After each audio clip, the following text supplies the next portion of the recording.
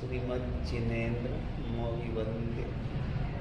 मविवन्द्य जगत्त्रयीशं सर्वादनायक मनंत चतुष्टयाग श्रीमूल संग सुदृशाक्षुकृतैक हेतु जैनेन्द्र यज्ञ विधिरेश मया।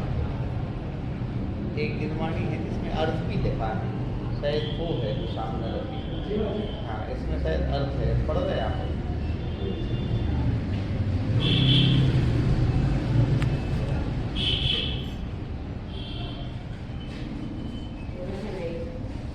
इसमें है याद है कोई चीज यदि अर्थ समझ में आ जाए बड़ी सुख और शांति मिलती है। ऐसे ही जीवन का अर्थ समझ में आ जाए तो जीवन में खूब सुख और शांति मिलती है। दो चीजें हैं, एक झूठ है और एक सच है। यदि झूठ को हम सच समझ लें तो अशांति है, और झूठ को झूठ समझे और सच को सच समझे तो शांति। जैसे आत्मा अपने ही मन के भावों में स्वर्ग है और अपने ही भावों में नरक है, लेकिन स्वर्ग में भी कोई सुख नहीं है। सुख तो है मोक्ष में, और मोक्ष अपनी निर्मल आत्मा में है। और वो आत्मा अपने अंदर जैसे जैसे विशुद्धि बढ़ती है, उसके लिए कहते हैं कि सत्य क्या है? अपनी आत्मा, अपनी जो कभी ना उसका जन्म होता है, ना उसका कोई मरण होता है, ना उसे कोई काट सकता है, ना उसे कोई जला सकता है। अरस अरूपी ये आत्मा का स्वरूप है।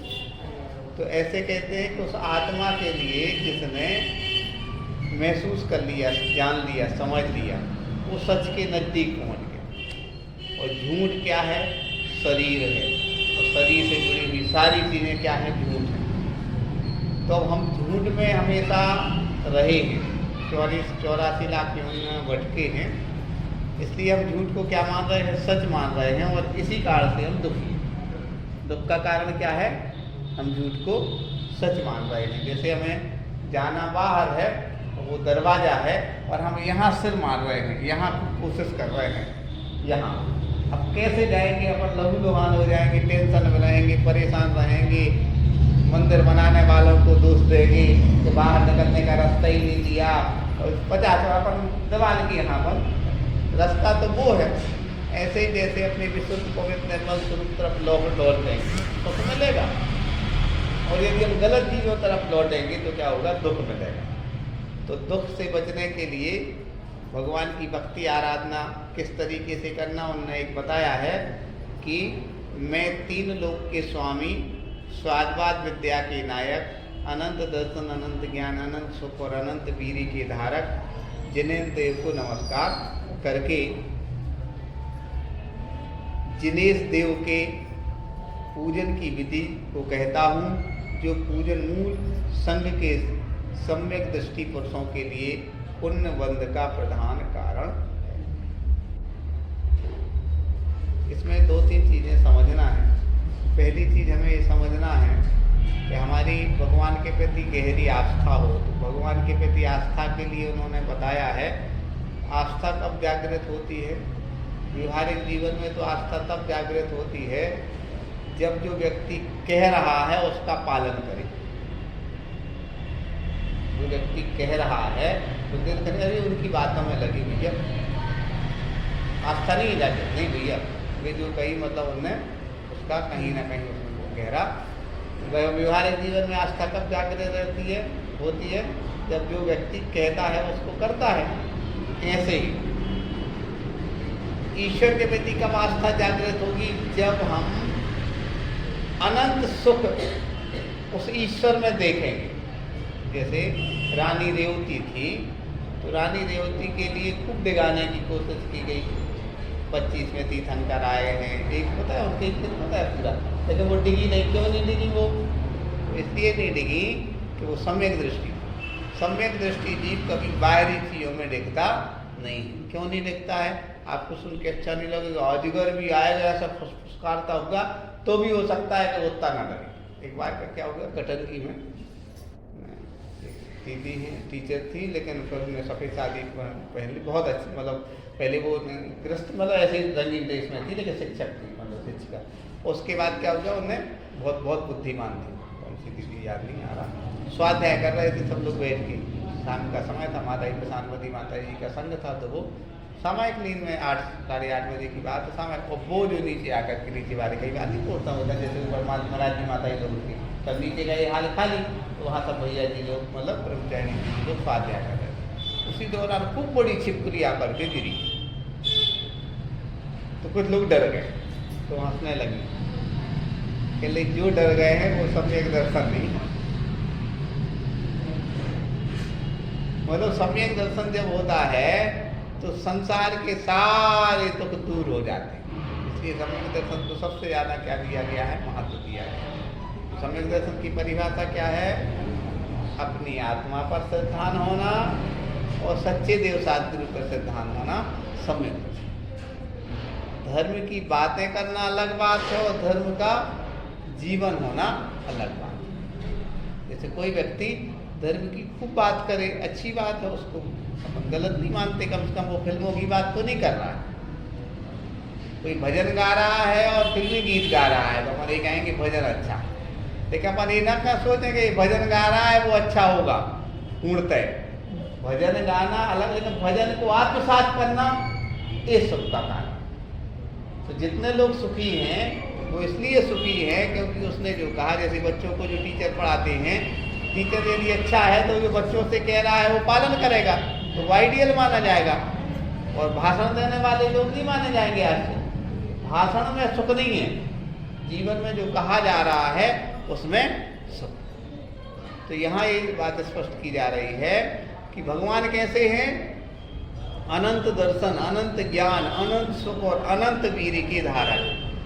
अनंत वीर की धारक मतलब एक गुण उनको सुंदर है, इसलिए उनके प्रति क्या हो रही है, व्यक्ति उनकी लोगों की क्या हो रही है, आस्था जागृत हो। जैसे किसी डॉक्टर को हम दिखाएं तो डॉक्टर के प्रति आस्था कब जागृत होती है, उसकी खूब बड़ी अस्पताल देख के?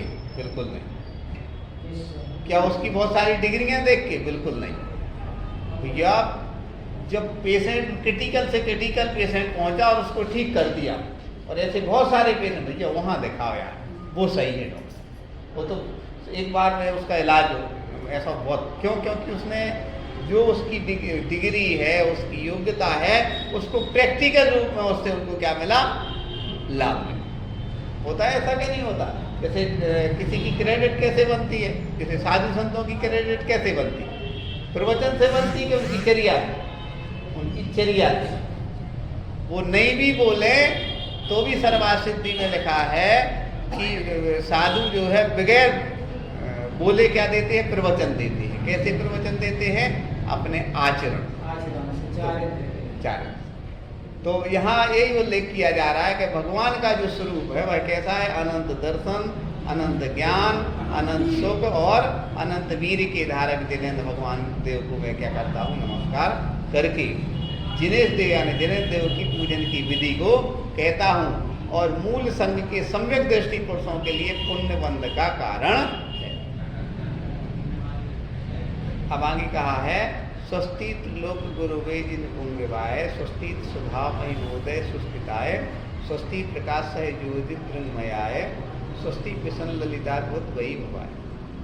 3 लोक के गुरु तथा जिन प्रधान यानी कसायों को जीतने वाले मुनीश्वरों के स्वामी के लिए कल्याण हो गए।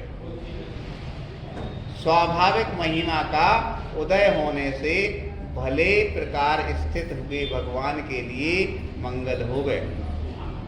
स्वाभाविक प्रकाश से बड़े हुए तथा केवल ज्ञान केवल दर्शन से युक्त भगवान जिनेन्द्र के लिए क्षेम हो गए। उज्ज्वल सुंदर तथा अद्भुत समोषण आदि वैभव वाले जिनेन्द्र देव के लिए कुशल हो गए।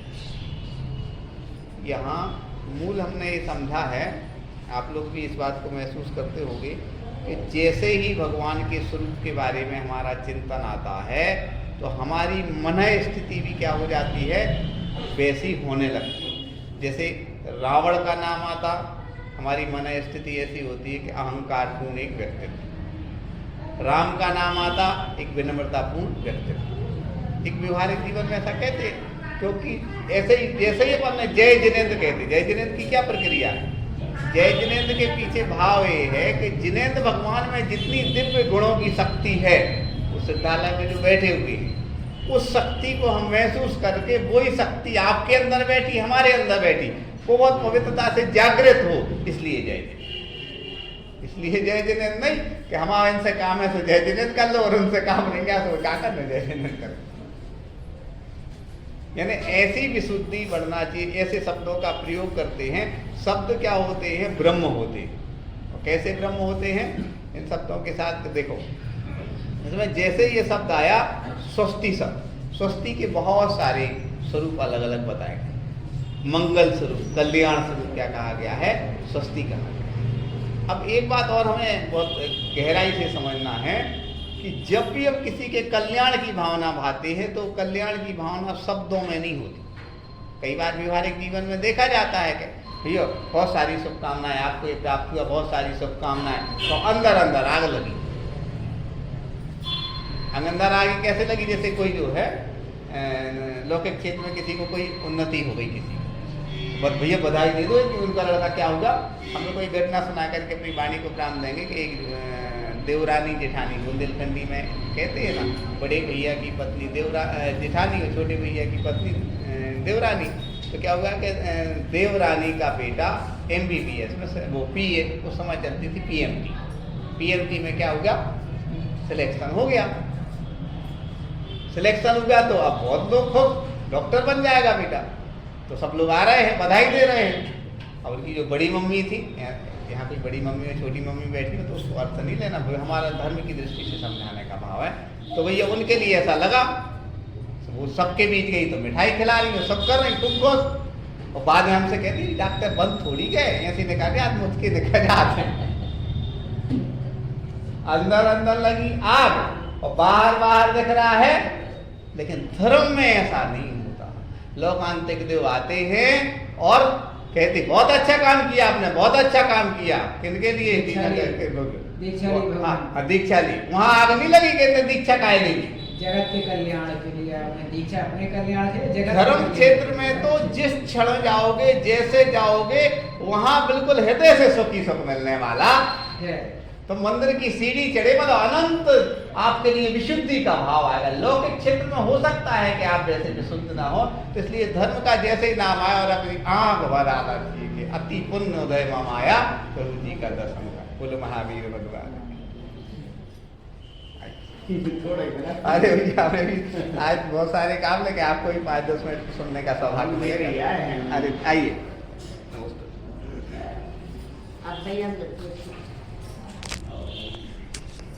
आप सब